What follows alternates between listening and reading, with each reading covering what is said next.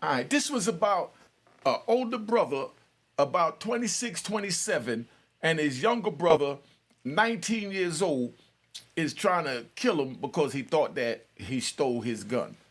This is a phone call that I got on my phone. This number is on the screen, 917-680-9091. Call the number, I do respond. Remember that, all right? But remember the Cash App do work too, so don't call wasting my time and don't want to donate a Cash App, but yet you go see, a doctor, a psych, or whatever, and then you want to pay them, but you want to come to me and get my advice for free. All right?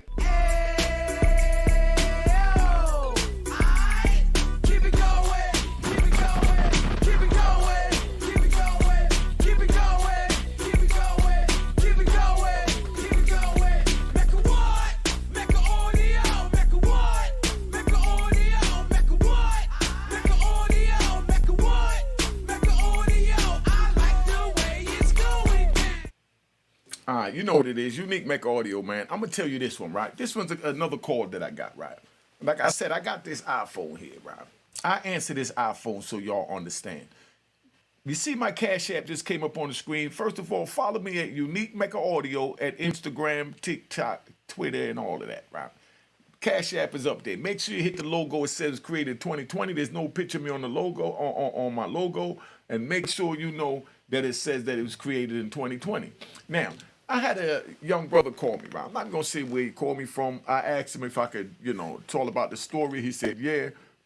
He even said I could use his name, but I don't want to do that. He even said I could use where he's from. I don't want to do that. I try to deal with anonymity, if I'm saying the word right. If not, you rat bastards, correct me in the comments, And my loyal subscribers, you already know how to do it respectfully.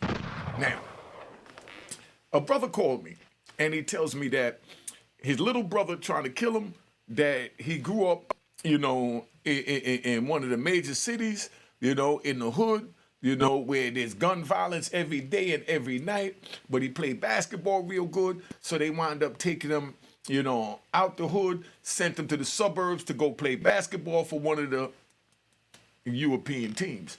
Now, he go there, he doing his thing, so he was away from his brother for 3-4 years.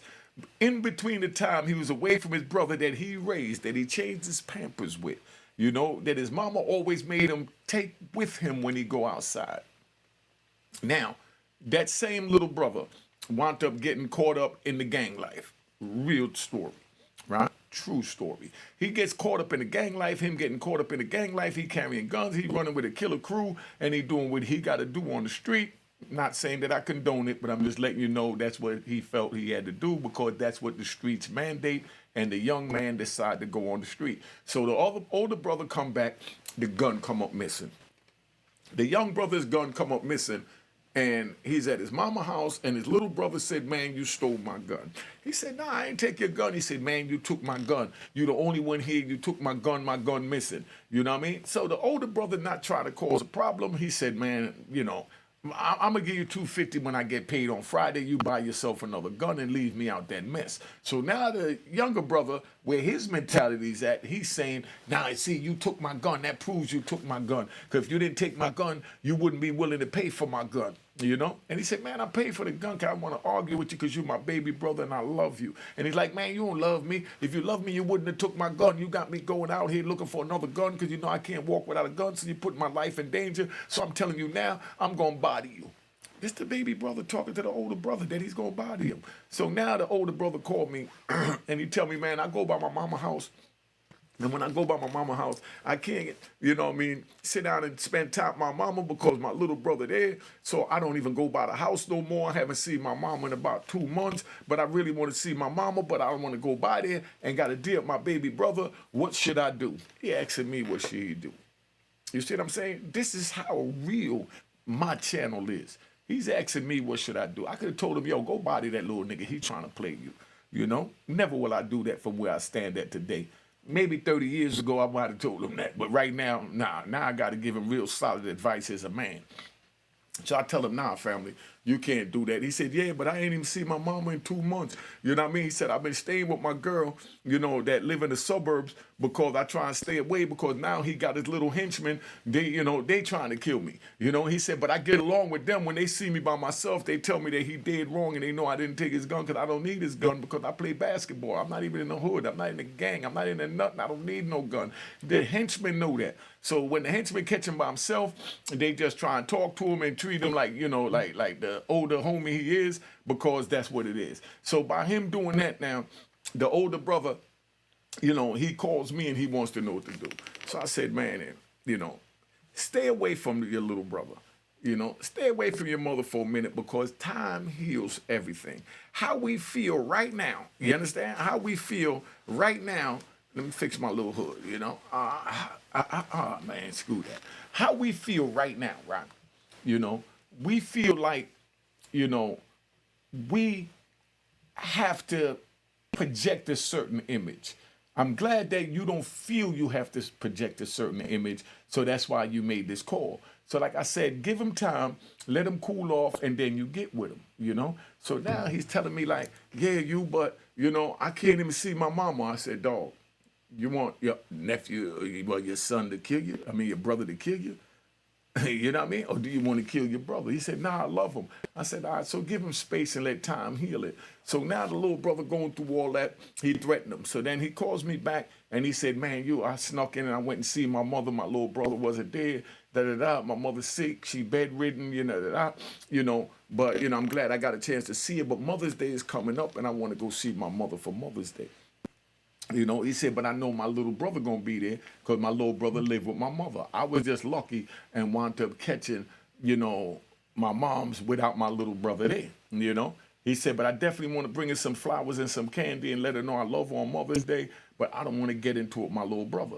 So I told him straight up, I said, man, don't even feed into that, I said, don't even feed into that because bottom line is, you don't want to hurt your little brother. You don't want your little brother to hurt you. I said, first of all, is he capable of harming you? Do you think the threats that he's making towards you is serious? He said, hell yeah, they're serious. He been threatening me for the long times. He done bodied a few people. I know all the bodies he did. He got a reputation out there. His crew run behind him. Whenever he's with his crew, now the crew shooting at me. These are the same crew that I catch by themselves at the corner store, and they talking to me, telling me that he wrong, but they so loyal to him when I'm with him. When he with him and then he sees me and he come at me and, he busting his gun and he bringing violence, they rolling at me and they busting their gun too. I said, man, you're in a real predicament right there. Or should I say you in a pickle, my jigger? You know what I mean? So now he turns around and he said, man, but how you think I should deal with it? I said, first of all, stay away from your brother, but try and talk to him on the phone, and just text him, every morning to let him know that you love him. You know what I mean? You thinking about him and you praying for him. Don't say nothing else. He said, man, but he don't believe in God. I said, it don't matter what he believe in. God gave him a heart. With that heart came feelings and emotions. He said, yeah, because I can't understand why he doing that because me and him been, we've been cool since, he was a baby. I raised him. He's like my son. You know what I mean? Because our father's not there. I said, so that's even more reasons. He said, but man, I don't know how to deal with this. I said, dude, just give it time, So now I ain't talked to the dude in about 2 weeks, 3 weeks. So he called me and he said, man, Mother's Day passed. I said, what happened? He said, man, I ain't even get to see my mother for Mother's Day. I miss my mother. I want to go see her so bad, but I want to get into it with my little brother. And he's telling everybody that if they see me, that they should kill me because, I took his gun and he know I'm guilty because I offered to give him money for the gun. So I said, man, look, man, just fall back, and relax and let the time heal it. So then he calls me another month and a half later, Now when he calls me a month and a half later, yeah, and like I said, he called me on this phone right here. You know what I mean? He called me on my phone, right? And he tells me, he said, I can't believe it. I said, what? He said, man, my little brother was on, the south side, and while he over there on the south side, he had a basement party, and, they wound up killing him. I said, what you mean they killed him? You know what I mean? And he said, yeah, man, they killed my little brother. I said, they killed your little brother. He said, yeah. He said he was in a basement party. He said, man, his crew think that he got set up by the crew that took him there to the party. And, I can't believe my little brother's dead, man. I ain't stopped crying. I said, oh, you crying for him? He said, yeah, because that's my little brother. I said, isn't that the same little brother that tried to kill you? He said, yeah, but he wasn't really going to kill me. I said, hold up, didn't you tell me that you felt that your life was in danger because he was capable of killing you because he have killed others that you know about? And he said, yeah, but, that's my baby brother. I said, now you're trying to do what they call mollifying. You're trying to make a wrong right. You know that you told me that he would kill you and he wanted to kill you. So then here you go. Now you're trying to tell me that being that he's dead, you don't believe that he's trying to kill you, that he would kill you. I said, you don't see what's wrong with that? He said, nah, I love him because now I got to bury him. I said, the same little brother that tried to kill you, now you got to bury him. And now you're telling me that he loved you.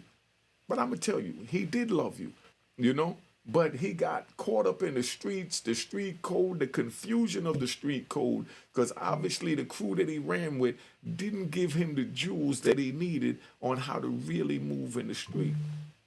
So he's sitting there saying, man, I don't know what I'm going to do. And he's crying on the phone about a man that tried to kill him. And me as a dude from the street, I don't love and respect nothing but my mother and my pistol.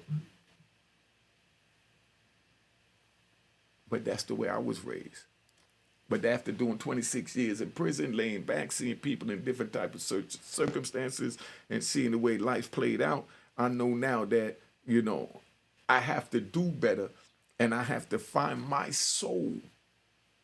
I have to find my soul so that I can pull all the weed and cement that Tefloned up my heart and soul, where I have no love for no one but my mama and my pistol, to try and, learn to love. And I'm even skeptical to say again, because I don't remember when I ever loved, because everything that I thought loved me crossed me. Everything. How many of y'all watching this feel that every person that you ever loved have crossed you? I can honestly say that everyone that I ever loved has crossed me one way or another, including my lovely mother. But I know that's my mother, so I already, give that a pass. But yes, my own mother crossed me. My lovely mother, the one that was kidnapped, tied up, tortured, and pistol whipped to try and find out where my bag was, and never told where it was at, and never called the police, but called me instead because she know I rolled by the street, and she didn't want to call the police because she didn't know what might be in the house. She didn't want to get the police involved in my business, and she wanted to know before she made the call to the police, should she do it. But the crazy part is, when I went to talk to her, my cousin said, y'all ain't called the police yet? And my mother looked at her like, the police? And my mother's own words was, why would we call the police when the police didn't help us get the money or even put us in this situation for us to go through the turmoil that we're going? We don't call the police in this family. This is my mother. But that's because my father was a gangster. So this is how my mother was raised, and this is how we was raised. And my mother told me, don't take your father's path. Don't go on the street. Don't sell drugs. Don't gamble. You know what I mean? Don't rob people's houses. And everything she said don't do, I did. And here it is, 30 years later. I'm finally doing the right thing. I bought my mother a big house in Miami. Let me ride with you. I bought my mother a big house in Miami with a 2-car garage, swimming pool, jacuzzi, all fenced in, and a big white picket fence around the house, right? My mother loved the house. I got pictures of my mother taking the for sale sign out the ground, She 88 now. She was in her 50s then, right? So now, when Mama Dukes did that, I sat there and I went and bought my mother a 750 BMW. I sent it down to her, with a big purple ribbon on it because she likes purple, on a flatbed truck, right? And delivered it to the house that I brought her, I say all that not to brag, because I know the rat bastards and, remember that rat bastards We don't deal with rat bastards over here in Unique Mecca Audio because this is a gangster channel. Alright? Take that with you on the way out, you rat bastards. But anyway, so Mama Duke sat there and I get the ADX because I couldn't read it right when I was on the street. I get the ADX, and when I get the ADX, I got with some old heads, and they were telling me, man, you so intelligent, man. But, I can't believe you can't read. You keep bringing your letters to the yard, because I'm bringing my letters to the yard for the dudes to read the letters to me. I'm getting a stack of mail like this because, I'm a legend in New York. You know what I mean? After 25 years, the stack went down until it was non-existent. So y'all go to prison, know that all them letters you get at the beginning is because they think you're getting ready to come home. But once they realize after a decade that you're not coming home, everything gets cut off. And now you see who your true friends are. You don't know who your friends are until you're on your knuckles. When you're on your knuckles, and you dead broke and you need help and there's no one to call to ask for help, to help you get off your knuckles, that's when you know who your friends are. You know what I mean? And now here it is, I'm in prison after a decade, I ain't got nothing. But, I got my GED, ADX Supermax. I sent my GED to my mother. When I called my mother, they gave us 2 phone calls a month on ADX. When I called my mother, right, my mother started what we call in Jamaica, and she started ball upon the phone. You know what ball upon the phone mean? Put it in the comments what ball upon the phone mean. Coming like for chat to and teaching the different things. My mother, I ball living tears. Right there, that's a clue. My mother crying, living tears. And I'm like, Mom, why you crying? She said, baby, because this piece of paper you sent me in the mail means more to me than the big house you bought me in Miami, the big BMW you sent me in Miami, and all the thousands that you gave me while you was out here doing your thing. This piece of paper mean more to me than anything. And right there, a tear started coming down my eye. And I'm looking, they got a little piece of metal over the sink in the prison, right? Screwed into the wall, and that's supposed to be the mirror. I looked in this scruffy little, metal so-called mirror on the wall, and I seen a tear coming down my eye, and I said, toughen up, nigga. What's wrong with you? And my mother said, baby, don't talk like that. I said, huh? She said, don't talk like that. I said, like what? Could you believe my mother heard me because I said that out loud? Because I'm used to being in the self, talking to myself when nobody hear me, but now I'm on the phone and I said, nigga, toughen up. And my mother heard me. My mother said, baby, don't never say that again. You're in a position to get your life back the way you need it, to be the young man that I birthed you to be. Take advantage of that. It's all right to cry. I said, but Mommy, Grandpa always told me don't cry, from Jamaica. He said, yeah, Grandpa knew no better. Grandpa was preparing you to survive in this world upper foreign. You know what upper foreign mean? Put it in the comment what foreign mean. When a man said, am I going foreign? That meant, put it in the comments and keep it 100. That meant a foreign land. You understand? So he said, am I going foreign? Grandpa was preparing you, but Grandpa was wrong. Grandpa should have pushed you towards going to school, but Grandpa knew no better. All he knew how to do was make a strong man. He didn't know how to make an educated man because he wasn't an educated man. Now you have a chance to be an educated man. Take your time and take as many courses as you can in that prison and think for the niggas around you before you react so you don't catch more time or lose your life in there. This is my mama talking to me.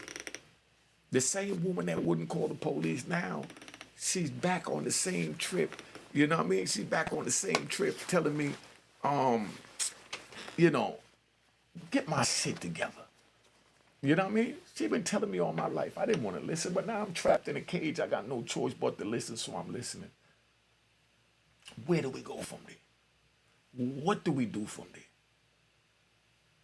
Man, life ain't easy, man. Because we got to make these choices and decisions to know who we are, to become who we supposed to be.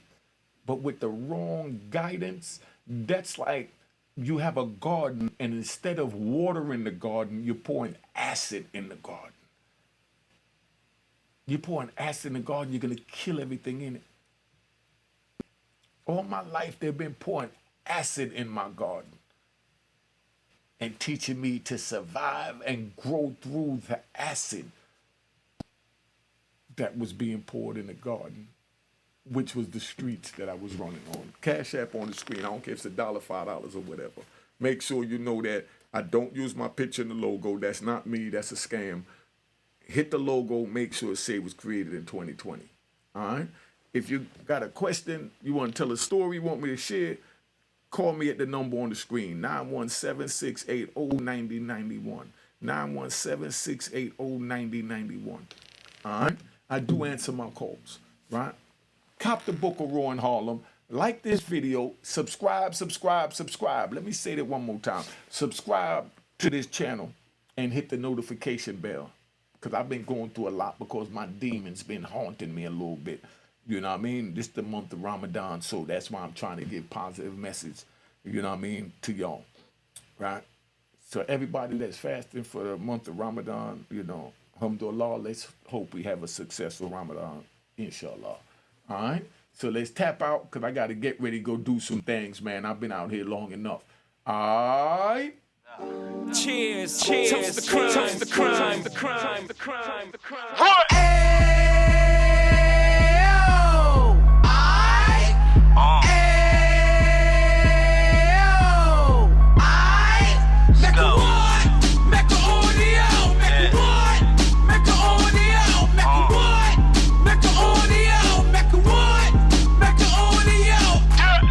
Fresh out the can of 26, yeah. Heat back on the strip, getting back in the mix. Yeah. What he mentions a gift. Rush. You stand up 10 toes down, and I suggest you pay attention to this.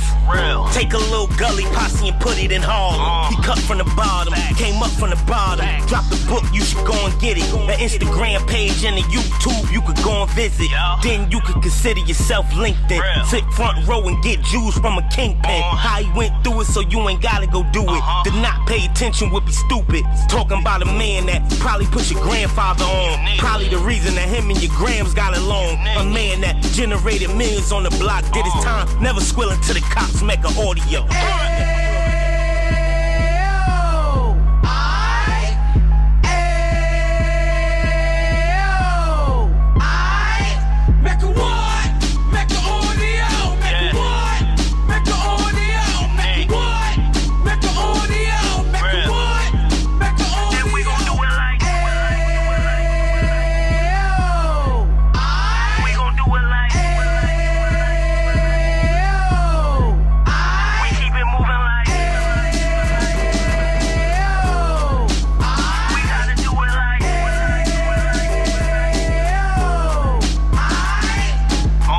Get it live like 2 G's in the 90s. Drop top beamer so shiny. I let shorty go, she was whining. Treat her like my past, she behind me. Spin a couple bands on the Dapper Dan. You be back again, getting green like a Packers fan. No cap, it's a roaring uptown. They be horn uptown, Dominican bust downs. Now we on the positive, you we got a lot to give. Now he trying to stop the kids from being inoperative. So take heed, homie, lend the air. He started in uptown, he gon' finish dead. But now it ain't about selling drugs, buying cars. It's about buying property to make the community yours. So we can give back to the youth them, cause they the truth them, and bless up to all the root men.